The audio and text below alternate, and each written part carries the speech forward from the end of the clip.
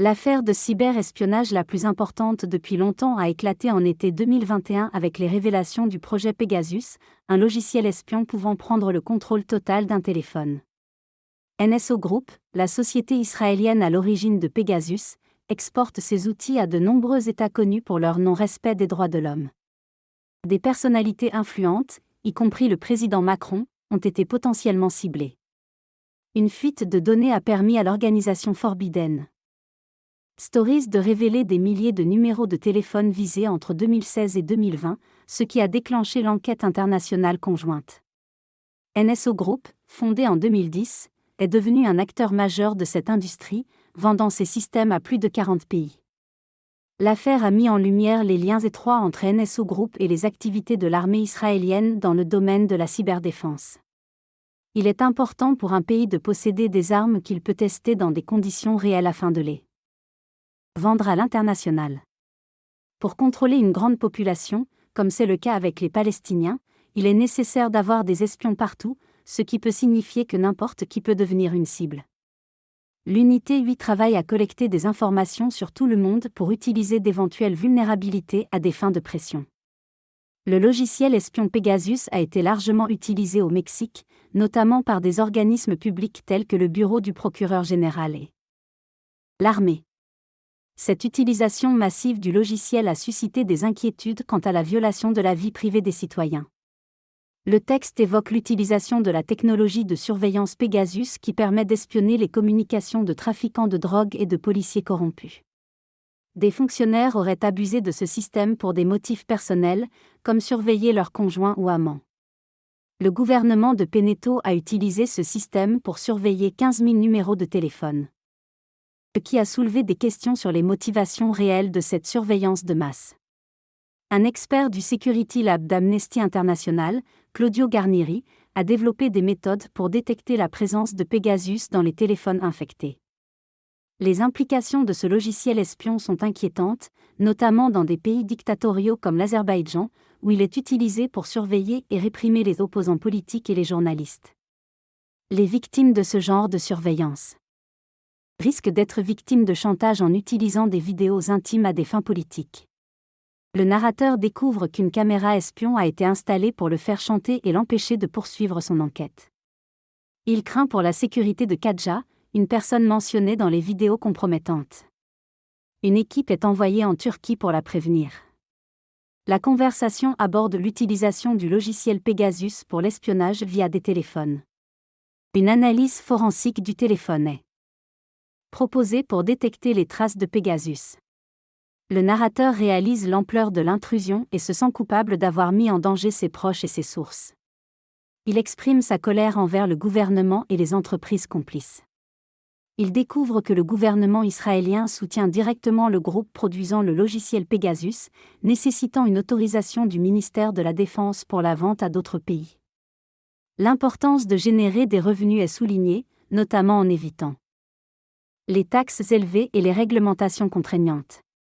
Le secteur de la cybersécurité est particulièrement sensible à ces réglementations. Le logiciel Pegasus, développé par Israël, est utilisé comme outil d'échange diplomatique, suscitant l'intérêt de divers pays, dont l'Azerbaïdjan et la Hongrie. NSO Group, l'entreprise derrière Pegasus, a été accusée d'implication dans l'assassinat de Jamal Khashoggi, un acte tragique qui a profondément affecté sa famille. Des vérifications ont révélé des tentatives de piratage des proches de Khashoggi, alimentant les soupçons autour de cette affaire. Au cœur d'une intrigue aux États-Unis, la protagoniste se cachait en attendant l'asile politique. Son exposé dévoila un réseau de communication internationale surveillé. L'analyse de téléphone révéla des liens avec des logiciels espions. Des révélations sur l'entreprise NSO mettent en lumière des abus graves. La narratrice confronte l'impact sur sa famille et ses enfants, trahis par l'intrusion. Personnalités politiques françaises figuraient parmi les cibles, soulignant l'ampleur de la révélation. Le récit suggère une inquiétante surveillance, laissant présager des conséquences à long terme pour ceux espionnés. Des téléphones ont été ciblés pour être infectés, notamment ceux de ministres en exercice.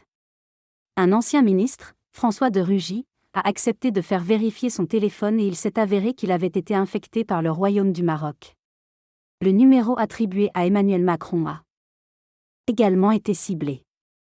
Suite à ces révélations, des discussions ont eu lieu avec les autorités françaises, mais l'accès aux données du président a été refusé. L'enquête a conduit à l'entreprise NSO, qui a nié toute implication, invoquant la lutte contre le terrorisme. L'affaire a finalement été révélée publiquement par 17 médias du monde entier.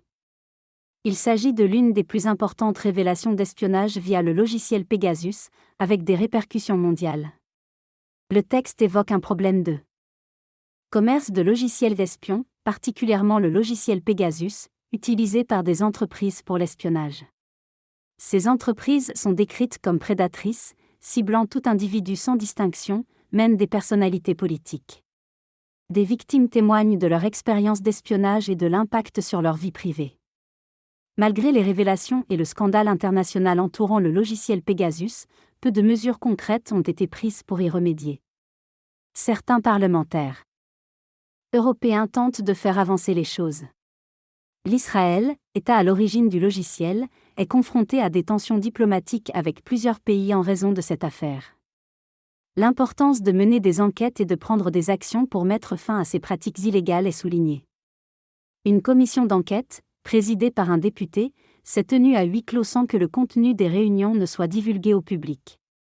Le député Ben Barak, ancien sous-directeur du Mossad et actuel président de la Commission des Affaires étrangères, soutient la rigueur de la réglementation israélienne malgré quelques ajustements nécessaires.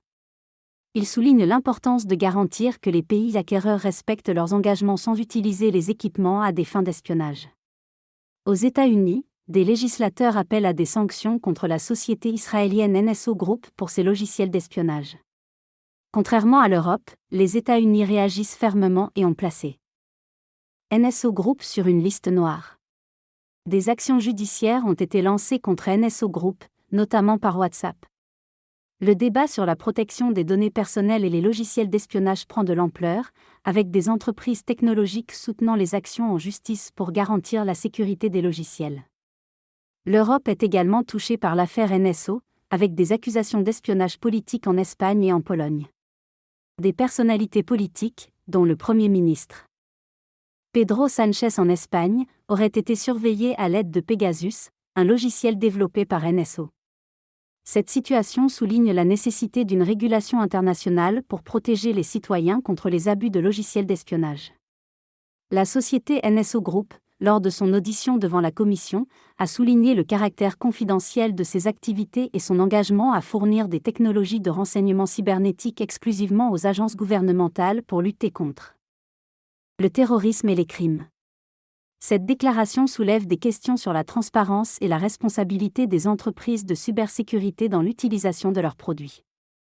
Il n'y a pas de contrat actif avec le gouvernement hongrois en ce moment, mais il est possible que de nouveaux contrats soient établis. En cas de refus d'audit par un pays, cela peut être une raison de résilier un contrat.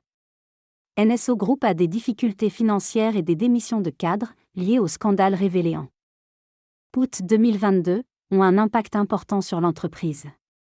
La question de la régulation et de la transparence dans l'utilisation de ces technologies reste cruciale.